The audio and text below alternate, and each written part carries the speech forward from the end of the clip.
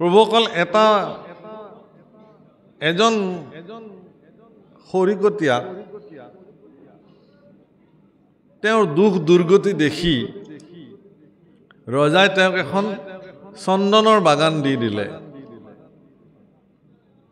আৰু তেওঁ কি কৰিলে গোটেইগাল গছ কাটি ডেইলি খৰি ফালি খৰি বিক্ৰী কৰি শেষ কৰি দিলে কাৰণ তেওঁৰ কাৰণে সেইটোৱে মূল্য এজনক আৰু গুৰুৱে চন্দন এটুকুৰ দিলে কাঠ এটুকুৰ দি ক'লে বোলে এইটো এনেকৈ ঘঁহি যি চন্দন লেপন পাবা সেইটো গাত ঘঁহিব লাগে সৌন্দৰ্য বাঢ়ে সুগন্ধি হয় আৰু মন প্ৰফুল্লিত হৈ থাকে তেওঁ কেইদিনমান ঘঁহিলে খুব ঘঁহি শিলত ঘঁহি ল'লে তাৰপিছত তেওঁৰ বিৰক্তি লাগিল বোলে এইটোনো কিমান ঘঁহি থাকিম সেইকাৰণে কাঠটুকুৰা পুৰি পেলাই ছাই বনাই বোলে গাত ঘঁহি থাকিলে একেই কথা বোলে এইটো ঘঁহি গুড়া কৰাতকৈ জ্বলাই পেলাই যেতিয়া ছাই হৈ গ'ল আকৌ পানীত সানি পেলাই মুখে গায়ে সানি লৈ আছে কি হ'ব মানে ভাগৱততে লিখিছে এই উদাহৰণ যে মলয়া চন্দনো কোনোবাই পুৰি পেলাই ছাই ঘঁহে তাৰ ব্যৱহাৰটো নাজানে গতিকে আপোনাৰ জীৱনত গুৰু প্ৰদত্ত যি নাম সেই নামক বহুতে বিষয় সুখৰ কাৰণে ব্যৱহাৰ কৰে আৰু বহুতে এই নামক তেওঁলোকৰ জীৱনৰ পৰম অমূল্য সম্পদ হিচাপে গ্ৰহণ কৰে সেইকাৰণে কৈছে হে ৰাম পৰীক্ষিত নৃপে পাছে পুচন্ত সুকত চন্দ্ৰ সূৰ্য বংশৰ কহিলা কথা যত ৰাম পাছে নাৰায়ণে যদু বংশে অৱতৰি কহিওক কেন কৰ্ম কৰিল হৰি ৰাম মহাজ্ঞানী গণে যাক গাৱে বিশ্ৰাম সংসাৰৰ ঔষধ কৰ্ণৰয় ভিৰাম ৰাম হেন কৃষ্ণ কথা নুশুনিব কোনৰে একে মহাপাপী আত্মঘাতকী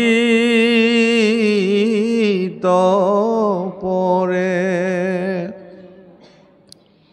মহাৰাজ পৰীক্ষিতে গুৰুদেৱ শুকৰ প্ৰতি নিবেদন কৰিছে যে হে গুৰুদেৱ তুমি মোক চন্দ্ৰ সূৰ্য বংশৰ কথা যিমান পাৰা ক'লা কিন্তু এতিয়া মই ভগৱন্ত পুৰুষে যদু বংশত অৱতাৰ লৈ কি কৰ্ম সাধন কৰিলে এই কথা মোৰ জানিবলৈ মন গৈছে মই আৰু বেলেগ কথা নক'লে এই কথাই মা পাইসকল এগৰাকী ব্যক্তিৰ জীৱনত এগৰাকী সৎগুৰু প্ৰাপ্তি হোৱাটো তেওঁৰ জীৱনৰ ভাগ্য বহু ভাগ্যৰ বলতহে এজন ব্যক্তিয়ে তেওঁৰ জীৱনত এগৰাকী সৎগুৰু প্ৰাপ্তি হ'ব পাৰে আৰু এগৰাকী সৎগুৰুৰ জীৱনত বিশ্বস্ত আৰু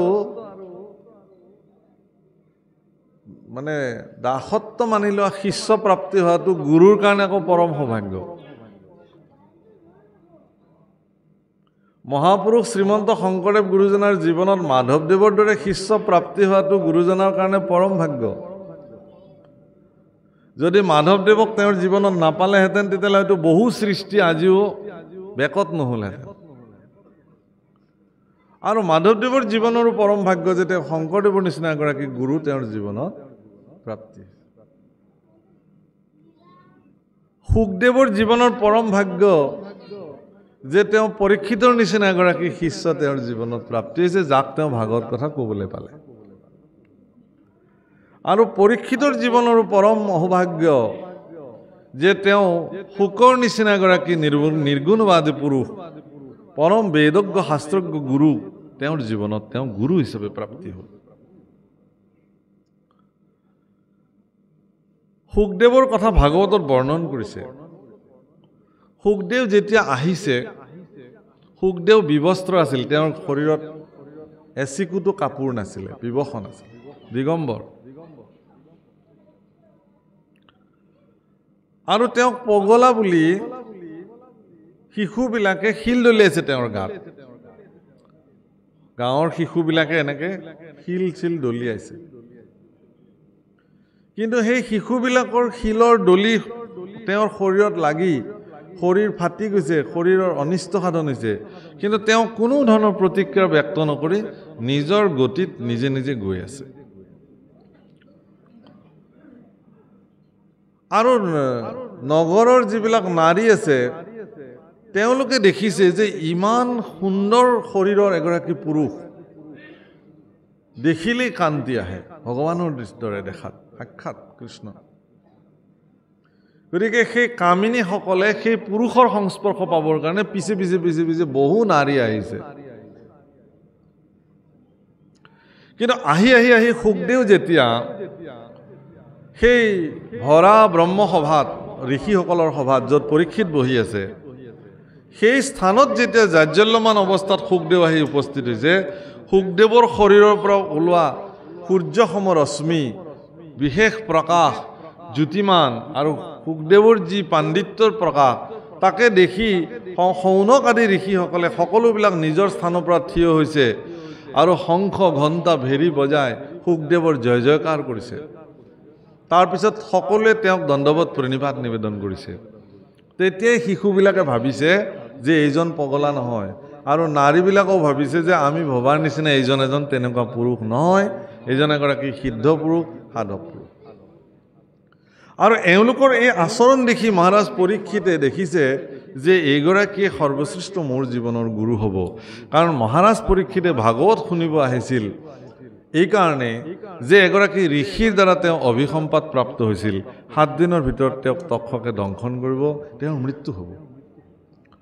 মহাৰাজ পৰীক্ষিতে ইচ্ছা কৰিলে সেই ঋষিগৰাকীক মতাই আনিব পাৰিলেহেঁতেন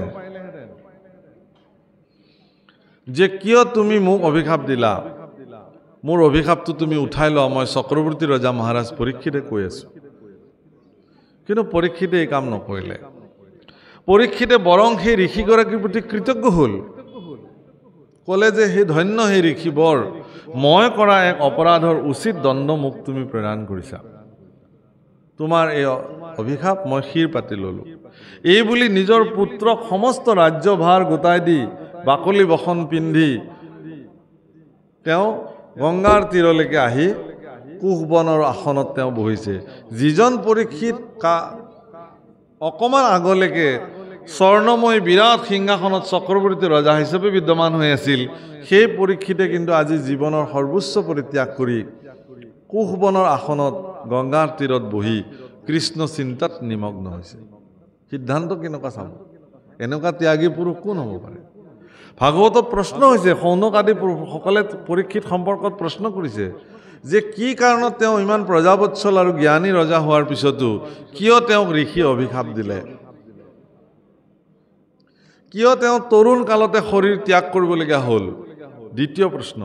তৃতীয় প্ৰশ্ন কৰিছে যে দেৱৰ দুৰ্লভ সুখদেৱ মহামুনি তেওঁক গুৰু হিচাপে পৰীক্ষিতে কেনেকৈ প্ৰাপ্তি হ'ল? শৌনক প্ৰমুখে ঋষিসকলে এই প্ৰশ্ন কৰিছে। প্ৰভুসকল, মহাৰাজ পৰীক্ষিতে সকলো পৰিত্যাগ কৰি গংগাৰ তীৰত যেতিয়া বহিছে, তেওঁক সৌজন্যতামূলক সাক্ষাৎ কৰিবলৈ অহা প্ৰতিগৰাকী ঋষিক তেওঁ সুধিছে যে মৃয় মানস্য কিম কাৰ্যম, মৃত্যুমুখী লোকৰ কি কাম? এটাই প্ৰশ্ন মাত্ৰ, আৰু এই প্ৰশ্ন সমস্ত জগতৰ কাৰণে সাৰ বুলি ভাগৱতত উল্লেখ কৰিছে। পুছিলাহা যিটো কথা সংসাৰতে সাৰ, হে পৰীক্ষিত, তুমি যিটো প্ৰশ্ন কৰিছা এই প্ৰশ্ন সমস্ত সংসাৰৰ কাৰণে সাৰ। মৃত্যুমুখী লোকৰ কি কাম, এইটো সাৰ প্ৰশ্ন জগতৰ। সাৰ প্ৰশ্ন। কিয়? যে আমি সকলোবিলাক মৃত্যুমুখী, কেৱল পৰীক্ষিত মৃত্যুমুখী নহয়। শনি ৰবি সোম মঙ্গল বুধ বৃহস্পতি শুক্ৰ এই 7 দিনৰ ভিতৰত সময়ৰ তক্ষকৰ দংশনত আমি সববিলাক যাব লাগিব এইখন জগতে কেৱল পৰীক্ষিত নহয় তে গতিকে সেই পৰীক্ষিতে 7 দিনৰ ভিতৰত যিজন পৰীক্ষিতে আহি কৈছে যে মই মৰিলো মোৰ কি হ'ব এতিয়া সেই পৰীক্ষিতে দ্বাদশ স্কন্ধত কি বুলি কৈছে যে হে গুৰুদেৱ মই তৰিলো তাৰ মানে ভাগৱত মৰিলুৰ পৰা আৰম্ভ হয় আৰু ক'ত শেষ হয় তৰিলুত শেষ হয় সেইকাৰণে মনুষ্য জীৱনত যিসকল ব্যক্তিয়ে মৰিলো বুলি ভাবে তেওঁ ভাগৱত শুনক তেওঁ নিজে ক'ব এদিন যে মই তৰিলো ভাগৱতে মোক তৰালে অৰ্থাৎ মানৱ জীৱনৰ শ্ৰেষ্ঠ তৰণী যাৰ নাম ভাগৱত বৰিষ্ঠম সৰ্বশাস্ত্ৰাণাম সমস্ত শাস্ত্ৰৰ ভিতৰতে ই সৰ্বশ্ৰেষ্ঠ শাস্ত্ৰ যস্মিন শাস্ত্ৰে পুৰাণে বা হৰি ভক্তি ন দৃশ্যতে শ্ৰুতব্যম নৈব তৎশাস্ত্ৰং যদি স্বয়ং ব্ৰহ্মাৱদেৱ সেইকাৰণে ভাগৱত শুনাৰ কথা কৈছে কাৰণ ভাগৱতে আপোনাক সেই অৱস্থাটোলৈকে লৈ যাব পাৰে য'ত আপুনি তৰিব পাৰে মহাৰাজ পৰীক্ষিতে সমস্ত ঋষিসকলক সোধা প্ৰশ্নৰ উত্তৰত ঋষিসকলে কৈছে যে তুমি আমুক কৰা তামুক কৰা সব ৰাস্তা দিছে এটা পৰীক্ষিতে সুধিছে যে এইবিলাক কৰিলে মোৰ ঋষি খাপটো ব্যৰ্থ হ'বনে নাই বোলে নাই নহয় ঋষিৰ শ্ৰীমুখে ওলোৱা বাণী আজিলৈকে কেতিয়াও নস্যাৎ হোৱা নাই হে মহাৰাজ তোমাৰ শৰীৰতো ঋষি খাপ সৰ্বদা প্ৰতিফলিত হ'বই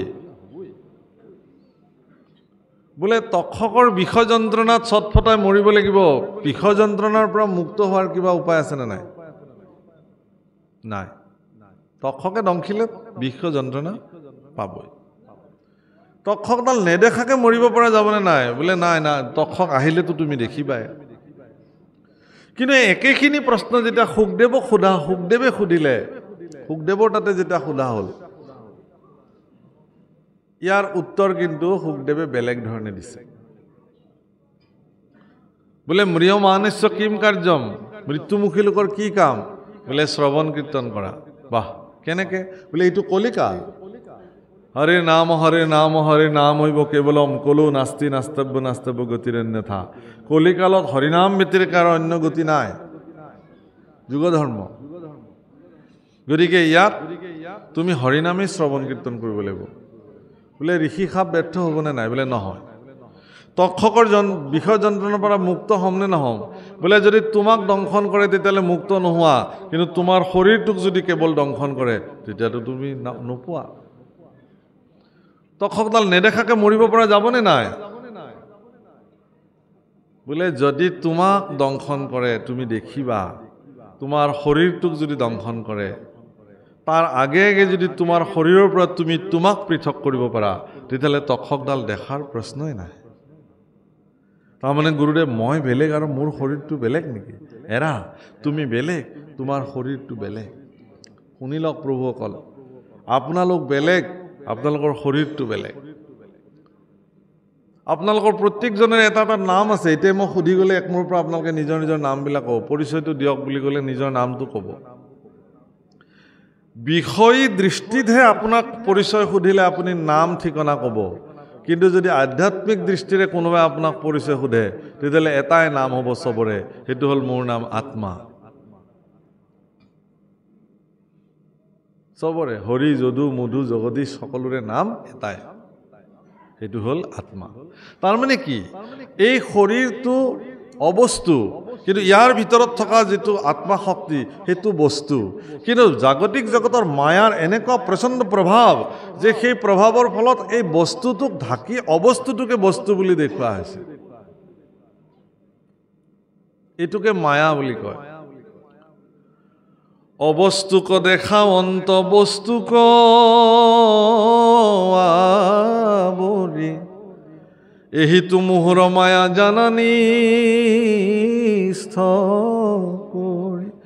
এইটোৱে মোৰ মায়া ভগৱানে কৈছে আজি আমি আচলতে ভগৱানক এই কাৰণে একান্ত চিত্তে বুজিব পৰা নাই যে আমি অবস্তুটোকে বস্তু বুলি ভাবি আছো আৰু বস্তুটোকে আমি অবস্তু বুলি ভাবি আছো আমি কেৱল শৰীৰৰ সুখ সমৃদ্ধিৰ কাৰণে লাগি আছো আত্মাৰ সুখ সমৃদ্ধিৰ কাৰণে আজিলৈকে ভবাই নাই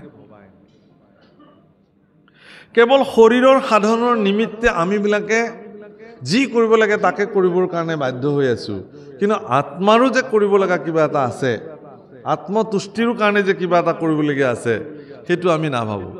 ভালকৈ কোনোবাই খোৱালে বা আত্মতুষ্টি হৈ গ'ল, প্ৰভু অকল সেয়া আত্মতুষ্টি হোৱা নাই, সেয়া আপোনাৰ ইন্দ্ৰিয় তুষ্টি হৈছে, শৰীৰ তুষ্টি হৈছে, মনৰ তুষ্টি হৈছে, আত্মৰ তুষ্টি হয়। আত্মতুষ্টি আজি হৈ আছে আপোনালোকৰ। কৃষ্ণ কথা যিমানে শুনিছে সিমানে আত্মতুষ্টি হৈছে আজি। বঢ়িয়া। কাৰণ মই কোন ভিতৰত যে বহি আছোঁ, তেওঁৰ অস্তিত্বক তেওঁ অন্বেষণত সৰ্বদা লাগি আছে, আপোনাৰ ভিতৰত উমগুমাই আছে। একোৰা প্ৰচণ্ড জুই তাক ঢাকি ৰখা হৈছে। যিদিনাখন সি উন্মুক্ত হৈ যাব সিদিনাখন সকলো দহি শেষ কৰি দিব। হে বাপসকল, আপোনাৰ অস্তিত্ব ইমান ধুনীয়া যে আপোনাতকৈ সুন্দৰ জীৱন বহুতে ধৰিব পৰা নাই। কেলে যে আপোনাৰ এই জীৱনটোতে আপুনি হৰি ভজিব পাৰে, গুৰু মানিব পাৰে, কৃষ্ণৰ সেৱাত নিমগ্ন হ'ব পাৰে, সমগ্ৰ প্ৰকৃতি প্ৰদত্ত সমস্ত বস্তুকে আপুনি লালন পালন কৰিব পাৰে, কৰুণা কৰিব পাৰে, দয়া কৰিব পাৰে। ইয়াতকৈ আৰু ভাগ্য কি লাগে? সেইকাৰণে গুৰুদেৱ শুকে পৰীক্ষিতক কৈছে যে প্ৰথম স্কন্ধৰ পৰা দ্বাদশ পৰ্যন্তে কহিলা ৰাজাত মহামুনীন্দ্ৰ মহন্তে তেওঁ কৈছে আৰু তেওঁ শুনিছে।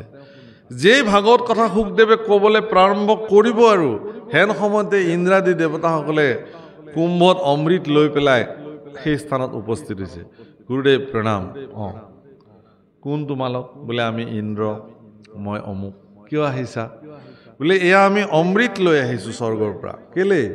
বোলে এই পৰীক্ষিতৰ নিচিনা এগৰাকী প্ৰজাবৎসল ৰজাক 7 দিনৰ ভিতৰত তক্ষকে দংশন কৰিব হেন জানি আমি এই অমৃত লৈ আহিলোঁ। হে গুৰুদেৱ, আমি এতিয়া পৰীক্ষিতক অমৃত পান কৰাম, যাতে পৰীক্ষিতক তক্ষকে দংশন কৰিলেও তেওঁৰ মৃত্যু নহয়। খুৱাই দিয়া আকৌ আনিছে যদি। বোলে তাতে কিন্তু এটা চুক্তি আছে, কাৰণ দেৱতাসকল সদায় চুক্তিবদ্ধ, তেওঁলোকক চুক্তি লাগিব। কি চুক্তি?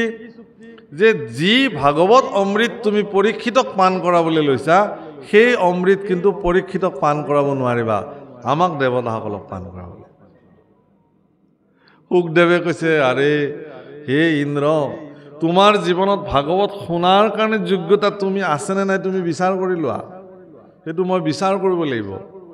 কিন্তু মোৰ সন্মুখত যিজন বহিছে তেওঁ ভাগৱত শুনাৰ পাত্ৰ, যোগ্যতা আছে, সেইকাৰণে মই তেওঁকে ক'ম তোমালোকৰ অমৃত দিলেও দিবা, নিদিলেও নাই, যি কৰা তাকে কৰা, মই ভাগৱত অমৃত কেৱল পৰীক্ষিতকে দিম। প্ৰভু অকল পৰীক্ষিত ভাগৱত শুনাৰ যোগ্যপ্ৰাপ্ত। ভাগৱতত লিখিছে, নামঘোষাটো মাধৱপুৰুষে লিখিছে, তোমাতো কহিবো সেহি শাস্ত্ৰ, তুমি আকৌ শুনি বাৰ পাত্ৰ, মহাপুৰুষৰ সেৱক তুমি সম্প্ৰতি। তুমি মহাপুৰুষৰ সেৱক, সেইকাৰণে হে পৰীক্ষিত তুমি এই ভাগৱত শাস্ত্ৰ শুনাৰ পাত্ৰতা আছে, তোমাৰ যোগ্যতা আছে। পাত্ৰ মানে ইয়াত যোগ্যতা বুজাইছে। গতিকে এতিয়া যিসকলে ভাগৱত শুনিবৰ কাৰণে ইয়াত বহিছে তেওঁলোকে নিজৰ নিজৰ পাত্ৰতাটো নিজে নিজে নিৰূপণ কৰি ল'ব। সেইটো নিয়ম। কোনেও কাৰো পাত্ৰতা নেদেখুৱায়। মই ক'ব নোৱাৰোঁ যে এখেতৰ পাত্ৰতা নাই বা এখেতৰ পাত্ৰতা আছে, কিন্তু পাত্ৰতাটো মই নিজেই বিচাৰ কৰি ল'ব লাগিব, মই পাত্ৰ হয় নে নহয়। ভাগৱত শুনিব পৰাৰ যোগ্যতা মই অৰ্জন কৰিছোঁ নে নাই, মহাপুৰুষৰ সেৱক মই হ'ব পাৰিছোঁ নে নাই। এগৰাকী ঋষিয়ে ভাৰতবৰ্ষত ঋষি আছিলে, বেছি দিনৰ কথা নহয়। ছত্ৰপতি শিৱাজী মহাৰাজৰ গুৰু স্বামী ৰাম সুখদাস। স্বামী ৰাম সুখদাসে এদিন ভিক্ষা কৰিবলৈ এগৰাকী মানুহৰ ঘৰলৈ আহিলে। ভূ ভৱতী ভিক্ষাং দেহি এনেকৈ ক'লে। এগৰাকী মহিলাই ততাতয়াকৈ ওলাই আহি দেখিলে যে পৰম প্ৰসিদ্ধ ঋষি স্বামী ৰাম সুখদাসজী আহিছে। আসন ভাষণ দি বহিব দিলে, পাদ্য অৰ্ঘ্যে পূজা কৰিলে। গুৰুদেৱ কি সেৱা কৰিব পাৰোঁ? বোলে মোৰ ভোক লাগিছে, মোক কিবা খাবলৈ দিয়া। তেওঁ সুন্দৰ অন্ন ব্যঞ্জন লৈ আহিলে আৰু তেওঁ কমণ্ডলুটো আগবঢ়াই দিলে। কমণ্ডলুটোৰ ওপৰত থকা যিটো পাত্ৰ বাতি, তাতে যিখিনি ধৰে সেইখিনিয়ে তেওঁ এদিনত খায়। 3 ঘৰ মানুহৰ তাতে যাব, 3 ঘৰ মানুহ তাতে যদি ভিক্ষা নাপায় সেইদিনাখন নাখায়। ইমান সংযমী পুৰুষ। আইগৰাকীয়ে দিয়া অন্নখিনি তেওঁ কমণ্ডলু পাত্ৰটোত লৈ পৰম তৃপ্তিৰে ভোজন কৰিলে। মহিলাগৰাকীয়ে ক'লে যে হে স্বামী, হে মহাৰাজ, তুমি আহিছা যেতিয়া অলপমান কৃষ্ণ কথা এই অভাজনক কৈ যোৱা। বোলে আজি নকওঁ, কেতিয়াবা আহিলে ক'ম। গুচি গ'ল। তে বহুদিনৰ পিছত আকৌ এদিন আহিলে, ভূ ভৱতী ভিক্ষাং দেহি। মাত শুনাৰ লগে লগে তেওঁ বুজি পালে যে স্বামীজী আহিছে। তেওঁ তৎক্ষণাত ওলাই আহিলে, আসন ভূষণ দিলে, পাদ্য অৰ্ঘ্যে পূজা কৰিলে, গন্ধে ধূপে সাদৰিলে। ক'লে গুৰুদেৱ, আজি মই কৃষ্ণ কথা তোমাৰ শ্ৰীমুখৰ পৰা শুনিব সৌভাগ্য হ'বনে? বোলে আগতে খাবলৈ দিয়া। অন্ন ব্যঞ্জন লৈ আহিলে, কমণ্ডলুটো আগবঢ়াই দিলে। আজি কিন্তু তেওঁ কমণ্ডলুটোত অন্ন দিবৰ কাৰণে আইগৰাকী প্ৰস্তুত নহয়। কৈছে হে স্বামী, তোমাৰ কমণ্ডলু পাত্ৰটো বহুত লেতেৰা হৈ আছে, সেইটো পখালি লোৱা, নহ'লে মোকে দিয়ক, মই পখালি দিওঁ। বোলে একো নহয়, দি দিলে হ'ল, মই খাম। বোলে নাই নাই, বহুত লেতেৰা, কিবা কিবি পৰি আছে এইবোৰ। একো নহয়, মইহে খাম, দি দিয়া। তেওঁ নেৰে, আইগৰাকী নিদিয়ে। কিয় নিদিয়া তুমি মোক ইয়াতে? বোলে চাওক গুৰুদেৱ, মই বৰ কষ্টকে এইখিনি বনাইছোঁ তোমাৰ কাৰণে, গতিকে এইটো লেতেৰা পাত্ৰত দিয়াৰ লগে লগে মই ইমান কষ্টৰে বনোৱা অন্নখিনি তৎমুহূৰ্তত লেতেৰা হৈ যাব। ধন্য। তুমি যে মোক কৈ আছা কৃষ্ণ কথা ক'ব লাগে, কৃষ্ণ কথা ক'ব লাগে, ময়ো মোৰ জীৱনজোৰা সাধনেৰে কৃষ্ণ কথা অৰ্জন কৰিছোঁ। এতিয়া তুমি পাত্ৰটো ঠিকে আছানে নাই এইবোৰ ল'বৰ কাৰণে মই কেনেকৈ জানিম? মোৰ পাত্ৰটো, কমণ্ডলুৰ পাত্ৰটো বাহ্যিক দৃষ্টিৰে তুমি দেখিছা। এতিয়া তোমাৰ যিটো পাত্ৰ, য'ত কৃষ্ণ কথা মই এতিয়া থওঁ, সেই পাত্ৰটো কিমান শুদ্ধ, তুমি ইয়াৰ পাত্ৰ হৈছানে নাই, এইটো মই কেনেকৈ জানিম? সিদ্ধান্তটো তুমি দিব লাগিব না মোক এতিয়া। সেইকাৰণে প্ৰভুসকল, আজিকালি দেখা যায় যে দেখাক দেখি আমি ধৰ্ম কৰোঁ, ভাগৱত পাঠ পাতোঁ, কিন্তু আমি সেই ভাগৱত শুনিবৰ কাৰণে নিজক প্ৰথমতে পাত্ৰ এটা কৰি তোলো নে নতুলো, এইটো কিন্তু বহুত ডাঙৰ প্ৰশ্ন আজিৰ তাৰিখত। যদি কোনোবা এখন গয়া ৰাইজে বা কোনোবা এটা অনুষ্ঠানে যদি ভাগৱতৰ আয়োজন কৰে, প্ৰথমতে তেওঁ যিটো অঞ্চলত ভাগৱত পাঠৰ আয়োজন কৰিব, সেই অঞ্চলৰ ব্যক্তিসমূহে নিজক ভাগৱত শুনাৰ কাৰণে প্ৰথমে পাত্ৰ কৰি লোৱাৰ প্ৰয়োজন আছে। তাৰপিছতহে এই অনুষ্ঠানটোৰ আয়োজন কৰিব লাগে। সেইটো বহুত ডাঙৰ কথা। নহ'লে সি অনৰ্থক হ'ব। অপাত্ৰত পৰাৰ লগে লগে সেই যেনেকৈ কমণ্ডলুটো লেতেৰা হৈ আছিলে, তাত শুদ্ধ অন্ন দিলেও সি লগে লগে অশুদ্ধ হৈ যাব। গতিকে মহাপুৰুষৰ সেৱক নোহোৱাকৈ, একান্ত চিত্তে নিজকে যোগ্য পাত্ৰ হিচাপে অনুশোচনা নকৰালৈকে ভাগৱত কথা তেওঁ শ্ৰৱণ কৰিলেই যেনিবা তাৰ পৰা তেওঁৰ কি উপকাৰ হ'ব সেইটো তেওঁ নিজেহে জানিব। সেইকাৰণে গুৰুদেৱ শুকে পৰীক্ষিতৰ পাত্ৰতাটো জুখি চাইছিল। দেৱতাসকলকো নস্যাৎ কৰিছিল যে ইন্দ্ৰাদি দেৱতাসকলে যি শাস্ত্ৰ শুনাৰ যোগ্যতা অৰ্জন কৰা নাই, সেই যোগ্যতা কিন্তু এগৰাকী পৃথিৱীৰ লোক, এগৰাকী ৰজা হৈও মহাৰাজ পৰীক্ষিতে কিন্তু সেই যোগ্যতা অৰ্জন কৰিছিলে। প্ৰভু